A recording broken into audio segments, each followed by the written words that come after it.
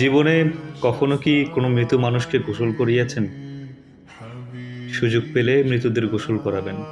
খুব কাছ থেকে দেখবেন মৃত মানুষের দেহটা কত অসহায় হয়। মৃত্যুর পরে মানুষের মৃতদেহ কতটা ভয়ের কারণ হয়ে দাঁড়ায়। সুযোগ পেলে রাতে লাশ পাহারা দিবেন। তখন বুঝতে পারবেন মৃত্যুর পরের প্রিয় মানুষটার লাশ রাতের বেলা আপনার কাছে কত অদ্ভুত লাগে, কত ভয়ের কারণ হয়ে ওঠে, কত আতঙ্কের কারণ হয়ে যায়। সুযোগ পেলে মৃত ব্যক্তির শরীরে একটু হাত লাগিয়ে কিছুক্ষণ স্পর্শ নিবেন। আপনি তখন উপলব্ধির সুযোগ পাবেন এই পৃথিবীতে বিশাল প্রভাব প্রতিপত্তি রেখে যাওয়া মানুষগুলো মৃত্যুর পরে কত নির্জীব রূপ ধারণ করে। সুযোগ পেলে আপনজনদের লাশ কবরে নামাবেন খুব আগ্রহ নিয়ে। শেষবারের মতো মৃতদেহের মুখটি দেখার চেষ্টা করবেন এবং বরাবর উপলব্ধির চেষ্টা করবেন এই মৃতদেহের সাথে অনন্তকালের যাত্রার পথে এটাই আপনার জীবনের শেষ দেখা। জীবনের সুযোগ পেলে মাঝে মধ্যে কবরস্থানে গিয়ে নীরবে কিছুক্ষণ দাঁড়াবেন। এরপর মনে মনে চিন্তা করবেন জীবনের লাভ ক্ষতির হিসাবে এই মৃত মানুষগুলো এই পৃথিবীতে কি করে গেছেন, কাদের রেখে গেছেন।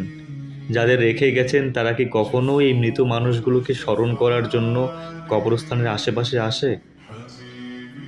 আমাদের সবার শরীরেই কম বেশি রক্তকণা আছে।